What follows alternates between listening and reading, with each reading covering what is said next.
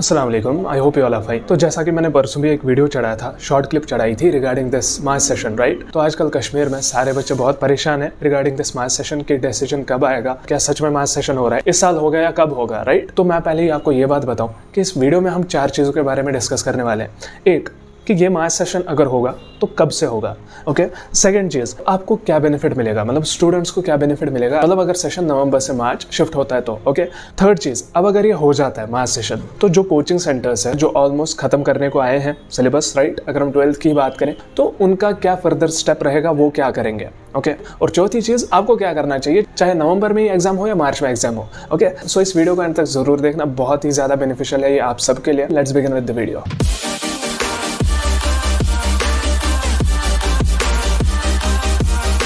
पहली अगर मैं बात करूं कब से होगा ये मास सेशन, कब से होगा, जैसे कि आपको पता है परसों भी न्यूज़ आ गई थी, यहाँ पे भी आप देख सकते हैं कि सेशन को ये शिफ्ट करने वाले हैं नवंबर से मार्च, राइट। तो अब सूत्रों के हिसाब से जो मुझे खबर आई है तो इस साल के जो चांसेस है मास सेशन होने के वो है 90%, ओके। 90% चांसेस आर देयर कि ये हो जाए मास सेशन, मतलब जो भी मुझे सुनने को आया है सूत्रों के हिसाब से खबर है ये, ओके। तो अब जो 10% है उसमें मतलब अगर ये ज़्यादा ध्यान दे कि सेशन बहुत बड़ा हो जाएगा फिर, राइट, वो कोई बड़ा मसला नहीं है, उसी के अकॉर्डिंग फिर वो सब कुछ हो जाएगा।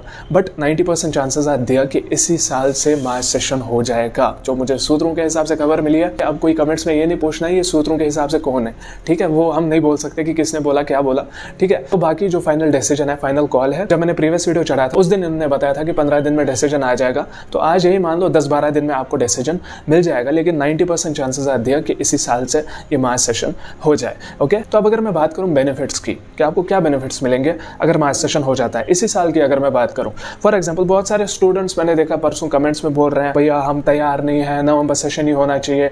मैं पहली बात ये बताऊं, कुछ लोग ऐसा बोलते हैं नवंबर के लिए हम तैयार नहीं, हमने पढ़ा नहीं है कुछ, अब अगर मार्च में हो जाए तो बोलते हैं हम नवंबर के लिए तैयार है, मार्च के लिए तैयार नहीं, ऐसा कुछ भी नहीं है। सुना, बहुत सारे बेनिफिट्स है आपको, जैसा कि मैंने टीचर्स से भी, बहुत सारे टीचर्स से मैंने बात करी है, कोचिंग सेंटर्स के टीचर्स से, तो मैं ये भी बताऊं उनका भी सुना मैंने अच्छे से, और मेरे पॉइंट ऑफ व्यू से भी जो ये चीज़ है कि मास सेशन होने से इस साल के बच्चों को बहुत ज़्यादा बेनिफिट है अगर इस साल हो जाता है। देखो क्यों, पहली बार दिसंबर के जनवरी में आपका पिछला सेशन स्टार्ट हो गया था, मतलब ये सेशन स्टार्ट हो गया था, तब से अभी तक आप पढ़ रहे हो, और अगर आज मार्च सेशन हो जाता है तो मार्च तक आपके पास है 8 महीने। कुछ लोग बोल रहे हैं हमें नीट के लिए प्रिपेयर करने के लिए टाइम नहीं मिलेगा। अरे मेरे भाई बहन जो भी हो आप, 8 महीने मिल रहे हैं एक्स्ट्रा, उसमें से 2 महीने निकाल के बोर्ड के लिए रख लो साइड में अलमारी में, बच गए 6 महीने। 6 महीने के लिए आप अभी जो भी ऑनलाइन बैचेस स्टार्ट हो रहे हैं वो आप आराम से ज्वाइन कर सकते हो, जो कि अभी तक पॉसिबल नहीं था। फॉर एग्जांपल अगर मैं फिजिक्स वाला की बात करूं, फिजिक्स वाला का कुछ यकीन बैच वो स्टार्ट होने को है इस महीने। अगर आप ये मान के चलो कि नवंबर में ही एग्जाम है तो आप उतना इफेक्टिवली उस पर ध्यान नहीं दे पाएंगे। अब अगर यही मैं बात करूँ, आपके पास 8 महीने है, मार्च में एग्जाम है, तो अभी आप अच्छे से यकीन बैच, जो भी बैच आपको ज्वाइन करना होगा तब तक आप पढ़ सकते हैं। 2 महीने साइड में अलमारी में रख के बोर्ड के लिए रखो, ठीक है। और एक चीज ये भी है, जो प्रोफेशनल डिग्रीज होती हैं, जो आउटसाइड ड्यूटी करने जाते हैं बच्चे, तो जो ये नवंबर सेशन था इसकी वजह से उनको वेट करना पड़ता था, बिकॉज वो जो डिग्रीज है वो जून जुलाई में स्टार्ट होती है, तब तक के लिए उनको वेट करना पड़ता था। अब अगर मार्च में उनका एग्जाम हो जाता है तो कुछ वेट नहीं करना पड़ेगा, अच्छे से वो अप्लाई कर पाएंगे। और जो नवंबर सेशन है ना, हम इस चीज की वजह से ना, जो बाहर के स्टूडेंट्स है या जहाँ पे भी मास सेशन चल रहा है, ऑलमोस्ट हर एक जगह चल रहा है कश्मीर के बगैर, तो हम उनसे बहुत पीछे है, क्योंकि हमें हर एक हिसाब से इस चीज की वजह से नुकसान है। क्योंकि देखो जैसे आपका सेशन स्टार्ट होता है पता नहीं चलता गोल्डन कहाँ से आ गए, ट्यूशन सेंटर वालों को भी बहुत जल्दी में सिलेबस कंप्लीट करना पड़ता है, आपको बहुत कम टाइम मिलता है, जिसकी वजह से आप कोचिंग सेंटर में उतना नहीं पढ़ पाते हैं, आपको फिर सेल्फ स्टडी करनी पड़ती है बहुत ज्यादा, मतलब बहुत सारे टॉपिक्स आपको खुद क्लियर करने पड़ते हैं, राइट। अब अगर मार्च सेशन हो जाता है, अगर मैं इस साल की बात करूं, देखो कितना टाइम आपको मिलेगा। चलो मैं 10th क्लास की बात करूं, उनको तो उतना नहीं पढ़ना पड़ता, अब फिर से 8 महीने मिल रहे हैं, तो मेरे ख्याल से वो तो 10th के 50-60 रिवीजन करेंगे,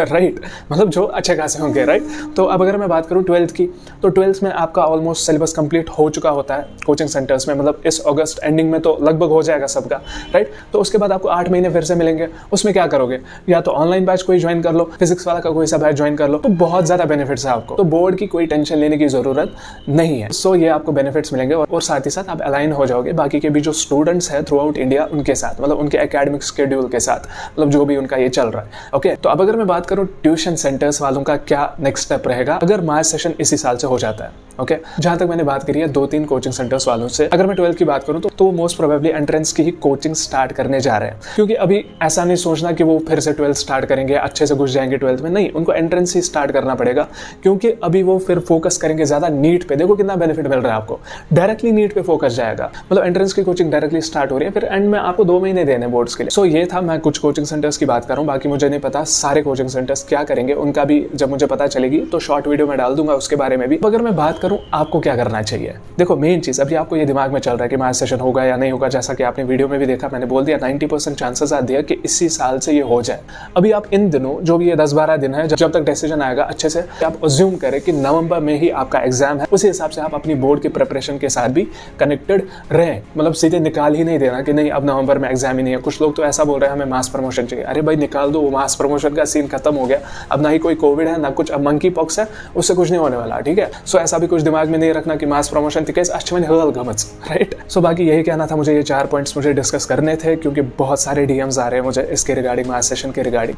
आई होप इस वीडियो में आपको सब कुछ क्लियर हो गया होगा कि आपको कैसे कैसे बेनिफिट्स मिलेंगे, चाहे वो कोई सी भी स्ट्रीम हो, arts, commerce, med, non med, हर एक के लिए ये बहुत ज़्यादा बेनिफिशियल होगा इंशाल्लाह। और मुझे ये भी लगता है सिलेक्शन रेशो, चाहे नीट की बात करूँ, जेई की बात करूँ, तो वो बढ़ने वाली है अगर ऐसा कुछ होता है तो। बाकी आई होप इस वीडियो से आपको पॉजिटिव इन्फॉर्मेशन मिली होगी। अगर ये वीडियो किसी भी रीजन की वजह से पसंद आया हो, give it a like and share this. और अगर आपको अपडेटेड रहना है किसी भी चीज़ के regarding, so do subscribe our channel as well. So बाकी हम मिलते हैं किसी और अच्छे खासे वीडियो में, तब तक के लिए अल्लाह हाफिज़, टेक केयर।